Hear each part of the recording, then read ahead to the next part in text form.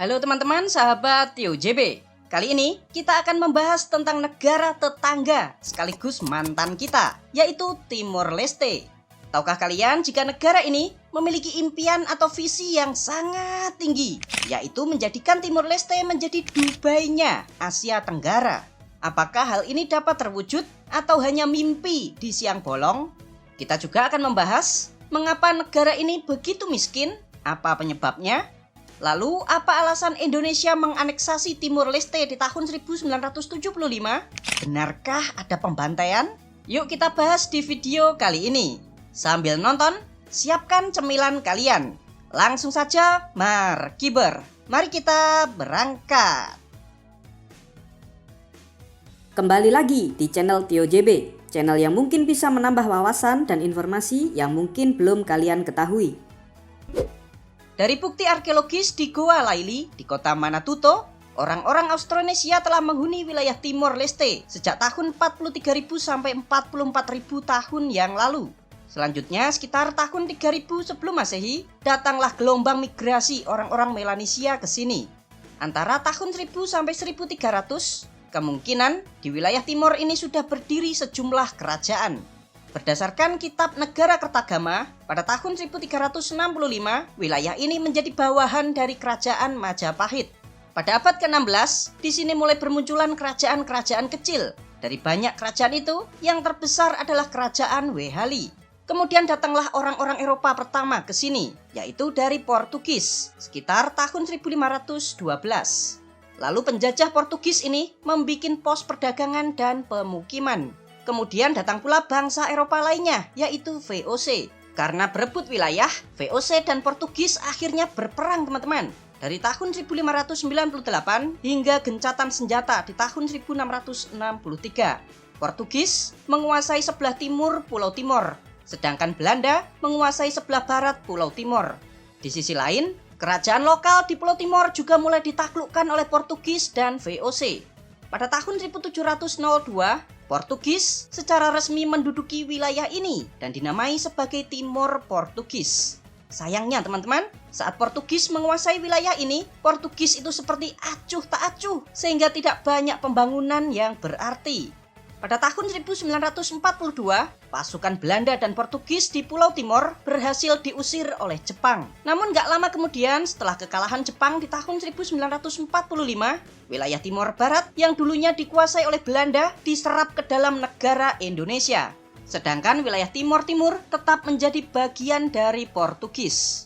Pada tahun 1974, tiba-tiba terjadi gejolak di dataran Portugis, yaitu terjadinya revolusi bunga. Pasukan revolusi berhasil menggulingkan pemerintahan. Nah, di masa transisi inilah banyak koloni-koloni Portugis yang dilepas satu persatu. Salah satunya adalah Timor Timur. Di saat itu, di Timor Timur terdapat dua partai yang saling berebut kekuasaan, yaitu Fretilin dan UDT. Bentrok di antara dua partai ini kemudian berubah menjadi perang senjata. Pada bulan Agustus tahun 1975, dimulailah Perang Saudara Timor Leste. Perang ini berakhir di bulan September tahun 75 dengan kemenangan Partai Fretilin yang berhaluan komunis. Partai Fretilin ini kemudian mendeklarasikan kemerdekaan pada tanggal 28 November tahun 75 dengan nama Republik Demokratik Timor Timur. Partai UDT yang kalah perang kemudian merapat ke Indonesia.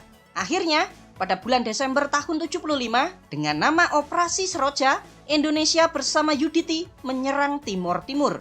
Invasi ini justru didukung oleh Amerika dan Australia teman-teman. Ini karena pemerintahan Timor Timur saat itu dikuasai oleh komunis Fretilin. Indonesia akhirnya berhasil menganeksasi Timor Timur sepenuhnya pada bulan Juli tahun 76. Namun karena buruknya pemerintahan Indonesia saat itu membuat para pejuang Timor Timur terus melakukan perlawanan. Tercatat sejak tahun 1975 sampai 1999, sekitar 100.000 sampai 300.000 warga sipil tewas. Inilah yang melatar belakangi frame Indonesia melakukan genosida terhadap warga Timor Leste. Setelah lengsernya Presiden Soeharto di tahun 98, tidak mau kekerasan itu terus berlanjut, Presiden yang baru B.J. Habibie akhirnya mengeluarkan keputusan untuk melakukan jajak pendapat di Timor Timur. Akhirnya dilakukan tuh jajak pendapat pada bulan Agustus tahun 99. Dengan hasil, 78,5% penduduk menginginkan Timur Timur untuk merdeka. Nah, selama proses menuju kemerdekaan ini, Indonesia menyerahkan Timur Timur kepada Perserikatan Bangsa-Bangsa. Timur Timur akhirnya resmi mendeklarasikan kemerdekaannya pada tanggal 20 Mei tahun 2002 dan bertahan hingga saat ini. Berikut 11 fakta negara Timur Leste. Tapi sebelum kita mulai, jangan lupa untuk subscribe channel Tio JB dan tekan tombol lonceng agar tidak ketinggalan info menarik lainnya dari Tio JB. Profil negara. Negara ini bernama lengkap Republik Demokratik Timur Leste, dengan presiden sebagai kepala negara dibantu Perdana Menteri sebagai kepala pemerintahan. Ibu kota negara ini bernama Kota Dili. Secara geografis, Timur Leste berada di Pulau Timor, kawasan ASEAN atau Asia Tenggara. Negara ini berbatasan langsung dengan negara kita, Indonesia. Luas wilayah negara Timur Leste sebesar 15.007 km persegi, dengan jumlah penduduknya sebesar 1,3 juta jiwa. Untuk agama, sebagian besar penduduk di sini menganut agama Kristen Katolik. Untuk etnis, ternyata tidak ada sensus terkait hal ini, teman-teman. Sedangkan bahasa resmi yang digunakan di negara ini ada dua, yaitu bahasa Portugis dan bahasa Tetum. Bahasa Indonesia juga masih digunakan masyarakat untuk berkomunikasi sehari-hari. Indeks pembangunan manusia di negara Timur Leste menempati peringkat 142 dunia. Negara ini merupakan negara miskin atau kurang berkembang, dengan kelompok ekonomi berpenghasilan menengah ke bawah. Perekonomian negara ini bertumpu pada tambang minyak bumi dan gas alam, pertanian kopi dan kayu manis, serta kain tenun, dengan ekspor terbesarnya ke negara Cina, Indonesia, dan Jepang. Lalu mata uang yang digunakan di negara ini adalah dolar Amerika. Kehidupan di Timur Leste.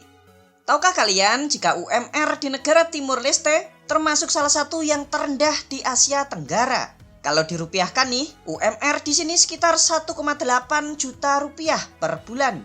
Lalu berapa banyak orang yang miskin di negara ini, Min? Menurut data terbaru dari Program Pangan Dunia di tahun 2025, 45,8% dari total penduduk berada di bawah garis kemiskinan multidimensi. Lebih dari 70% orang miskin ini merupakan warga yang tinggal di desa-desa, teman-teman. Nah, penduduk Timur Leste ini ternyata banyak sekali yang hidupnya itu di desa-desa. Tercatat, 68% sampai 70% penduduk di negara Timur Leste tinggalnya itu di pedesaan. Kalian tahu, penduduk di negara ini tuh sangat religius, teman-teman. Setiap minggu, gereja-gereja di sini tuh penuh dengan jamaat. Tokoh-tokoh agama Katolik juga sangat dihormati di negara Timor Leste. Dubai Asia Tenggara. Inilah visi yang digagas oleh negara Timor Leste. Negara ini ingin bertransformasi atau berubah seperti Dubai. Jangan kalian ketawain ya teman-teman. Namanya visi misi ya bebas dong. Oke, sini Pak Imin jelasin mengapa ada narasi seperti itu. Tercatat ada 3 persamaan Timur Leste dengan Dubai. Ini nih yang menjadi dasar visi Timor Leste. Yang pertama, sama-sama sebagai negara kecil. Luas negara Uni Emirat Arab sebesar 83.000 km persegi. Sedangkan Timor Leste luasnya 15.000 km persegi. Tuh kan sama-sama kecil. Lalu persamaan yang kedua, sama-sama memiliki minyak dan gas. Timor Leste itu 85% sampai 90% pendapatan negaranya berasal dari minyak bumi dan gas alam. Lalu persamaan yang ketiga, sama-sama mulai dari nol. Uni Emirat Arab di tahun 1960-an masih menjadi negara yang miskin, teman-teman. Ini keadaannya mirip dengan Timor Leste saat ini. Nah, Timor Leste itu berharap bisa menjadi negara maju seperti Uni Emirat Arab. 3 hal inilah yang menjadi acuan dasar visi Timor Leste ingin menjadi Dubai-nya Asia Tenggara. Namun untuk mewujudkannya, ya memang sulit teman-teman. Realitasnya itu sangat jauh banget. Uni Emirat Arab sudah memiliki strategi yang sangat jelas. Nggak cuma mengandalkan pendapatan dari minyak saja, melainkan berasal dari pariwisata, sektor keuangan, serta perdagangan. Sedangkan negara Timor Leste hampir total perekonomiannya itu masih bergantung pada minyak. Di sektor infrastruktur, Uni Emirat Arab juga masih unggul jauh banget teman-teman. Negara ini memiliki pelabuhan dan bandara berskala internasional, serta kota-kotanya tuh sangatlah modern. Sedangkan Timor Leste, listriknya aja masih terbatas. Banyak desa-desa terutama di pegunungan yang belum teraliri oleh listrik. Industri juga hampir nggak ada teman-teman. Kemudian di sisi geografis, posisi Uni Emirat Arab itu sangatlah strategis, dekat dengan jalur perdagangan global, serta pusat bisnis dunia. Sedangkan Timor Leste, lokasinya itu terpencil di ujung tenggara Indonesia. Ini analisis dari Pak Imin ya teman-teman. Bagi kalian yang ingin berpendapat, bisa setuju ataupun tidak, silahkan tulis di kolom komentar. Kemiskinan. Tahukah kalian jika negara Timor Leste merupakan salah satu negara termiskin di Asia Tenggara, bahkan di dunia teman-teman? Yuk kita lihat data dari PDB per kapita di tahun 2026. PDB per kapita itu gampangnya pendapatan rata-rata masyarakat setiap tahunnya di suatu negara. Nah, Timor Leste nih berada di peringkat 165 dunia dengan PDB per kapitanya sebesar 1.520 US dollar. Kalau dirupiahkan sekitar 25,8 juta rupiah atau setara dengan negara-negara miskin. Loh, katanya Timor Leste kayak minyak, kok miskin? Oke, Pak Imin catat ada 7 alasan utama mengapa negara ini masih tergolong sebagai negara yang miskin. Yang pertama, tidak ada perputaran ekonomi. Negara ini memang memiliki pendapatan dari minyak yang besar. Saking besarnya, sampai-sampai Timor Leste itu memiliki tabungan yang dinamakan sebagai dana minyak. Jumlah dana minyak ini mencapai miliaran US dollar. Namun, uang ini tuh tidak digunakan untuk perputaran ekonomi di dalam negeri. Kayak bikin pabrik, infrastruktur, percepatan pembangunan. Itu enggak teman-teman. Uang ini justru dipakai untuk investasi di luar negeri. Tujuannya, ya supaya nggak cepat habis teman-teman. Ini berakibat ekonomi di dalam negeri Timor Leste itu nyaris nggak ada perubahan yang berarti. Lalu yang kedua, tidak adanya diversifikasi perekonomian. Nyaris 90% pendapatan Timor Leste itu bergantung pada minyak bumi dan gas alam. Sektor ekonomi lain seperti industri hampir nggak ada. Ekspor non-migas seperti hasil pertanian juga sangat kecil banget teman-teman. Nah, karena sangat bergantung pada minyak inilah membuat perekonomian Timor Leste itu bisa goyang jika harga minyak dunia itu tiba-tiba turun. Lapangan pekerjaan juga sangat sedikit sekali teman-teman. Kan orang-orang yang kerja di minyak itu kan nggak banyak. Industri di sini juga sangat minim. Wisata juga nggak jalan. Lalu kerjaan orang-orang di Timor Leste itu ngapain, Min? Ini nih, yang ketiga, pertanian kecil. Sekitar 80% rumah tangga di negara Timor Leste bekerja sebagai petani kecil. Untuk makan sehari-hari, mereka ini cukup teman-teman. Namun kehidupannya ya sederhana, serta memiliki penghasilan yang pas-pasan. Ini juga yang membuat masyarakat di negara Timor Leste jarang ada yang mengemis, mengamen, ya atau semacam itulah. Karena untuk makan sehari-hari mereka ini sudah cukup. Lalu yang keempat adalah infrastruktur yang masih kurang. Jalan-jalan terutama di pedesaan masih banyak yang belum beraspal. Sekitar 60% jalan di negara ini belum beraspal teman-teman. Aliran listrik juga masih terbatas. Banyak desa-desa bahkan belum teraliri oleh listrik. Hal inilah yang membuat biaya logistik di negara ini sangatlah mahal banget. Membuat para investor tidak mau menanamkan modalnya di Timor Leste. Lalu yang kelima, kualitas SDM, yang masih rendah. Meskipun pendidikan di sini tuh gratis hingga SMA, namun kualitas infrastruktur sekolah dan guru masih menjadi tantangan yang besar. Nah, karena kurangnya SDM ini membuat investor itu kesulitan untuk mencari pekerja. Makanya kalau kalian perhatikan, banyak orang dari Indonesia yang bekerja di Timor Leste. Ini menunjukkan kualitas SDM Timor Leste itu masih belum siap. Lalu yang keenam, uang APBN negara Timor Leste itu banyak dikeluarkan untuk 3 hal, yaitu bansos, subsidi, serta gaji pegawai. Sedangkan investasi di sektor produktif, kayak bikin pabrik, masih kurang teman-teman. Jadi uang negara ini habis bukan untuk perputaran ekonomi, namun untuk menyenangkan masyarakatnya. Yang ketujuh, negara ini masih muda. Semuanya dimulai dari nol. mulai dari birokrasinya, ekonominya, maupun SDM-nya. Jadi Timor Leste masih butuh waktu untuk meningkatkan perekonomiannya. Yuk kita lihat saja teman-teman, berapa tahun atau berapa belas tahun kemudian. Itulah 7 alasan utama mengapa negara ini masih miskin. Gunung. Tahu nggak kalian, Timor Leste adalah negara gunung. 70% sampai 80% dari luas wilayah negara ini merupakan pegunungan atau dataran tinggi. Ini jugalah yang menjadi penghambat pembangunan infrastruktur di negara Timor Leste. Jadi medannya itu susah banget. Banyak desa-desa di negara ini yang berada di pegunungan. Sedangkan puncak tertinggi di negara Timor Leste adalah Gunung Tatamailau, setinggi 2.963 mdpl. Kebijakan pro rakyat.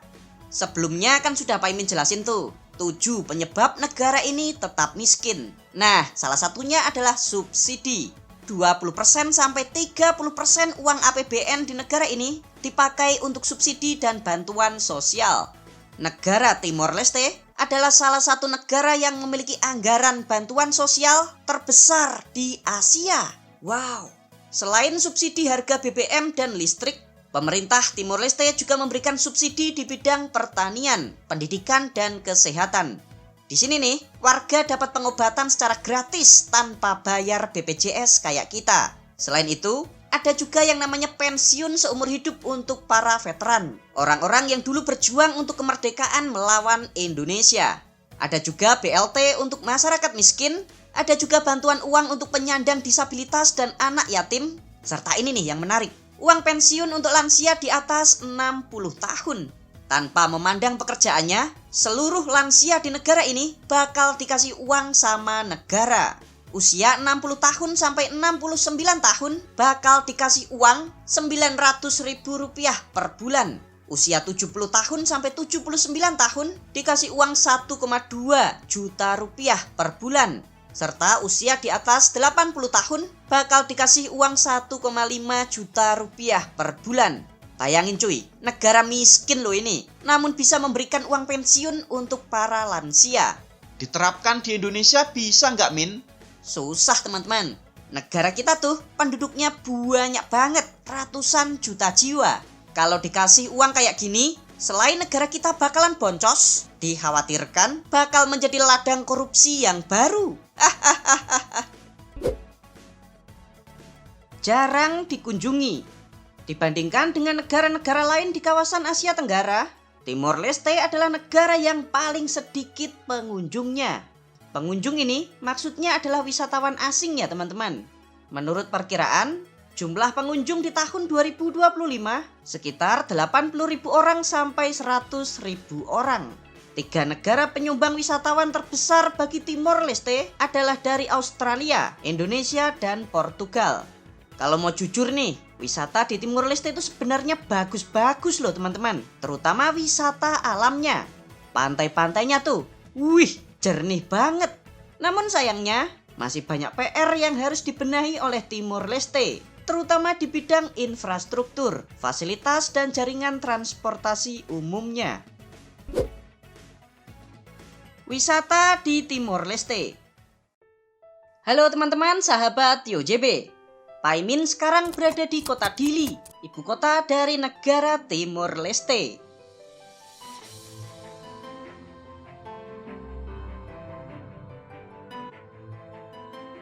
Sebelum menjadi ibu kota negara Timor Leste, kota Dili sebelumnya menjadi ibu kota dari provinsi Timor Timur dari tahun 1976 hingga 1999.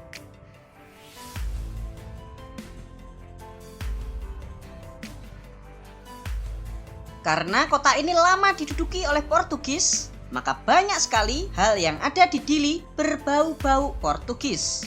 Kayak nama jalan, nama orang, hingga nama makanan. Namun ini tidak mengherankan teman-teman, karena selain dijajah lama oleh Portugis, bahasa Portugis juga merupakan bahasa nasional dari negara Timor Leste. Kota ini memiliki luas wilayah sebesar 178,62 km persegi. Dengan jumlah penduduknya hanya sebanyak 277.000 jiwa.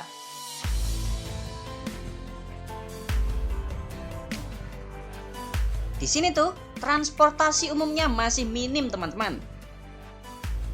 Biasanya warga lokal itu naik mikrolet kalau mau bepergian. Kalau agak jauh, ya naik bis kecil. Kereta api nggak ada teman-teman. Untuk suasananya, ya mirip-mirip lah kayak kota-kota medium di Indonesia. Tapi lumayan bersih loh teman-teman. Jalan-jalannya tuh kalian lihat, bersih tanpa sampah. Yuk sini yuk, sekarang Pak Imin ajakin kalian keliling kota Dili. Kotanya cantik teman-teman, karena lokasinya tepat di sebelah laut.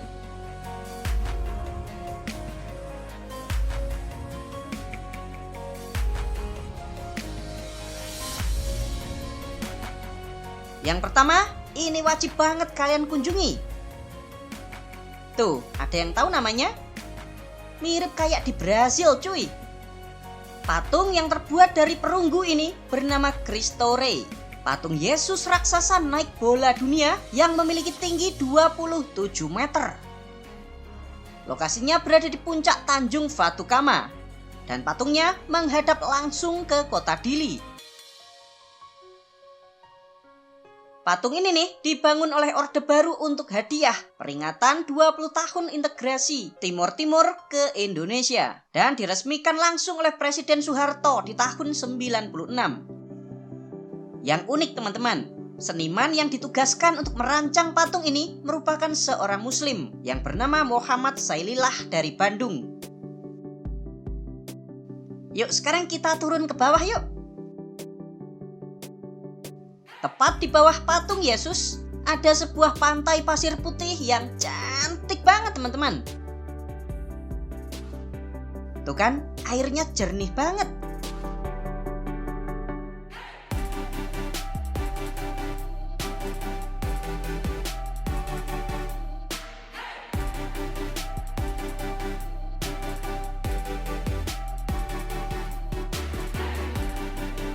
Yuk kita jalan lagi yuk.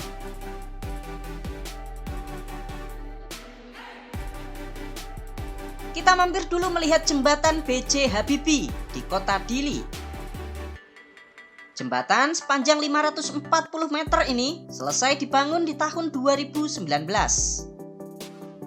Jembatan ini dinamakan B.J. Habibie sebagai bentuk penghormatan dan terima kasih pemerintah Timor Leste kepada Presiden B.J. Habibie karena beliau mengizinkan referendum kemerdekaan Timor Leste di tahun 99.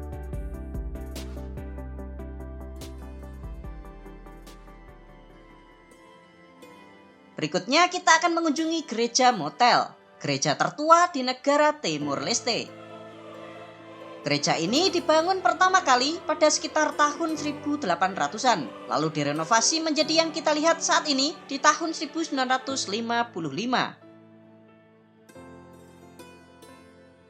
Berikutnya kita akan mengunjungi Katedral Santa Maria.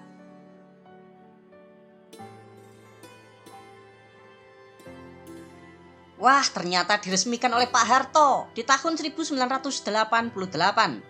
Tahukah kalian jika di zaman itu katedral ini merupakan katedral terbesar di Asia Tenggara. Katedral ini dapat menampung sekitar 2000 jamaah. Next, kita mampir mengunjungi sebuah bangunan yang bernama Uma Adat Paus Yohanes Paulus II. Bangunan ini pernah menjadi mimbar bagi Paus Yohanes Paulus II saat beliau memimpin misa di kota Dili pada tahun 1989.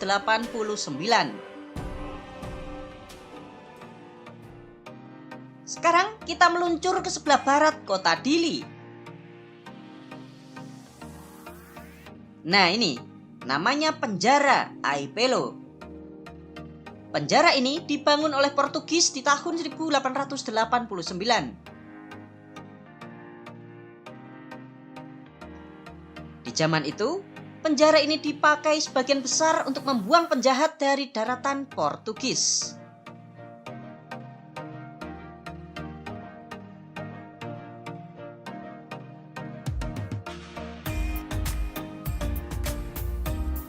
Yang terakhir, kita akan menuju sebuah pulau di ujung timur Timor Leste. Ini dia, pulau ini bernama Pulau Jako. Tuh, keren banget pemandangannya.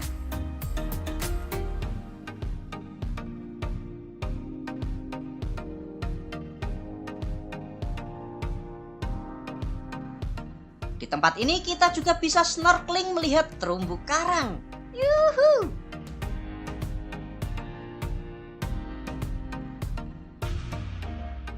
Bagaimana nih teman-teman?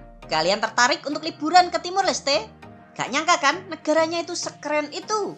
Untuk warga negara Indonesia gak perlu urus visa, jadi cukup bawa paspor saja.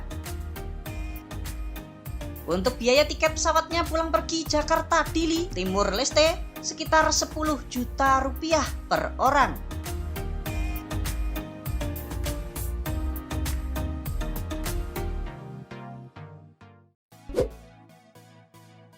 Hal unik di Timor Leste.